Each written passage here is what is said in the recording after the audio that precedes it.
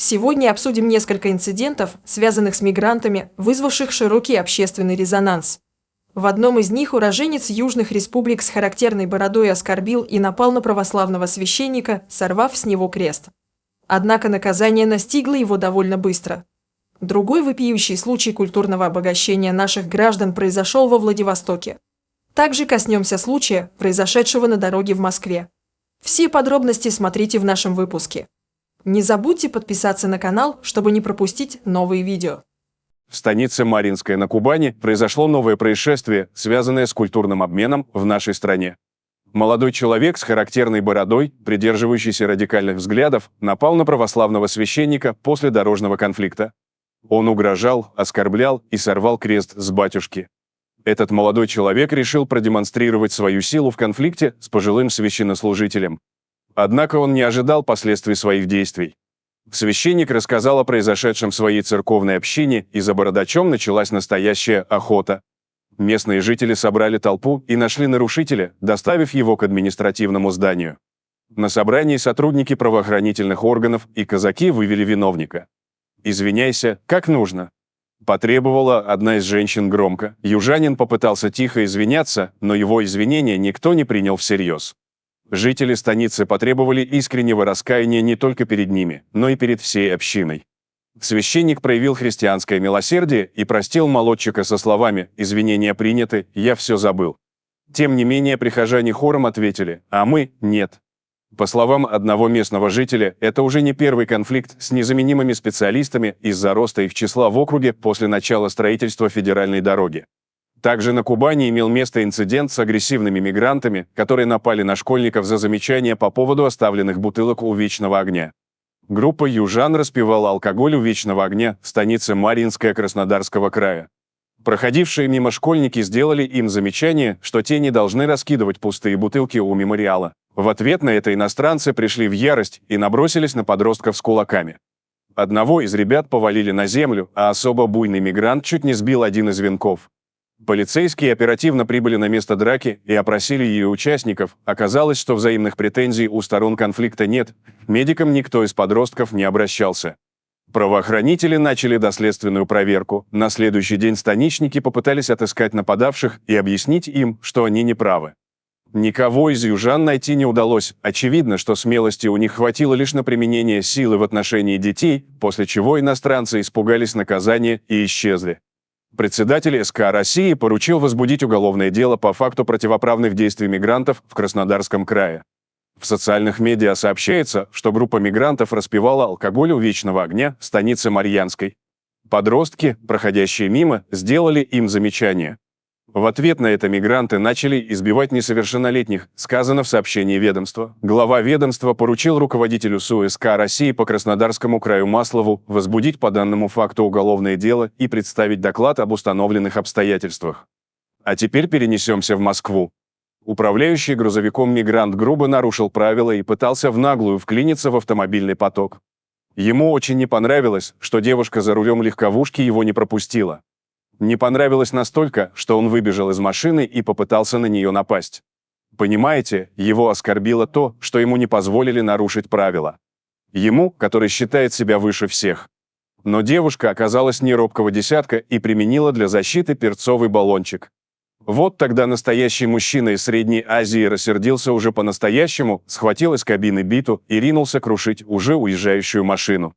Самое страшное в подобных ситуациях, что они ведь уже уверены, что это их страна, что они выше любых законов, что они имеют право хватать биту и избивать людей. И они приходят в бешенство, если им дают отпор. Девушка написала заявление в полицию, но бородач еще не задержан. Другой случай произошел во Владивостоке. Группа мигрантов явилась к местным жителям разбираться по поводу заявления, поданного на них. Причина для этого визита была весомой, несколько приезжих оскорбляли русских девушек. Похоже, это уже стало своеобразным национальным развлечением унизить кого-то, а затем собрать своих приятелей для переговоров с местными. Однако возникает вопрос, что делать, когда мигранты уверены, что улица принадлежит им? Их поведение ясно давало понять, что они считают Владивосток своей территорией, а местных жителей – временными обитателями, которые вскоре будут вынуждены покинуть город. Но мигранты явно забыли, что в России живут люди, готовые защищать свою землю и достоинство. Такие собрания, к сожалению, происходят не впервые. Это поднимает вполне разумный вопрос: с каких пор мигранты стали думать, что могут устанавливать свои правила на чужой земле? Похоже, они не понимают, что не все готовы мириться с таким поведением. Конечно, полиция прибыла вовремя и задержала всех участников драки. Но даже в этот момент мигранты продолжали кричать матом и проявлять свою культурность.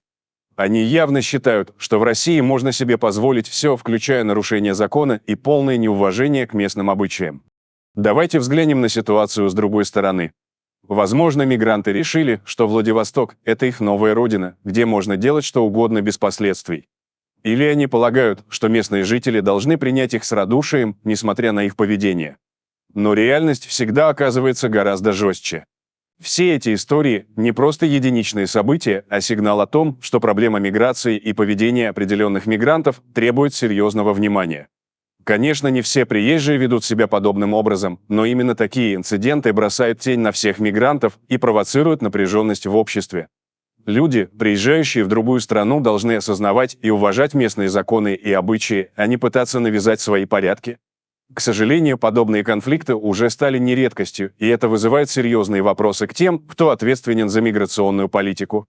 Вероятно, пришло время пересмотреть подход к этому вопросу и ужесточить правила, чтобы предотвратить такие случаи в будущем. Ведь Россия – это страна с богатой культурой и традициями, и никто не имеет права оскорблять или унижать ее граждан. Поэтому, уважаемые мигранты, если вы намерены остаться в России, пожалуйста, соблюдайте местные правила и обычаи. В противном случае вас могут ожидать не только конфликты с местными жителями, но и крайне неприятные последствия, которые могут поставить под угрозу ваше пребывание здесь. Помните, в России всегда будут защищать свою землю и своих людей, поэтому не стоит испытывать судьбу. Между тем, пока у нас продолжаются споры даже по поводу ношения никабов, власти Узбекистана не стали медлить и начали вводить штрафы для ваххабитов за ношение густых бород, которые затрудняют идентификацию личности. Это стало возможным благодаря поправке в административный кодекс, запрещающий нахождение в общественных местах с закрытым лицом. Все предельно ясно: не побрился – плати штраф в миллионах. Штраф варьируется от 3,4 до 5,1 миллиона сумов, это примерно 40 тысяч рублей. На сегодняшний день зафиксировано минимум 789 случаев таких нарушений по всей стране. Наибольшее количество граждан с ваххабитскими бородками выявлено в Джизаке, Самарканде и Ферганской долине. Такое решение является частью более широкой политики правительств среднеазиатских стран, направленной на борьбу с потенциальным радикализмом и выдавливание таких элементов из своих территорий. В результате многие из тех, кто подвергается преследованию за свои взгляды, могут искать убежище в России, где контроль за внешним видом менее строгий. Более того, у нас в стране даже ваххабизм не карается законом. Инициатива узбекских властей, конечно, положительная, но велика вероятность, что в скором времени в Россию кинется волна бородачей. Становится очевидным, что подобные меры могут привести к увеличению числа людей, покидающих страну в поисках более свободной среды для самовыражения. А что насчет всего этого думаете вы, уважаемые зрители? Делитесь своим мнением в комментариях и не забудьте подписаться на канал, если вы этого еще не сделали. Всем добра, всем пока!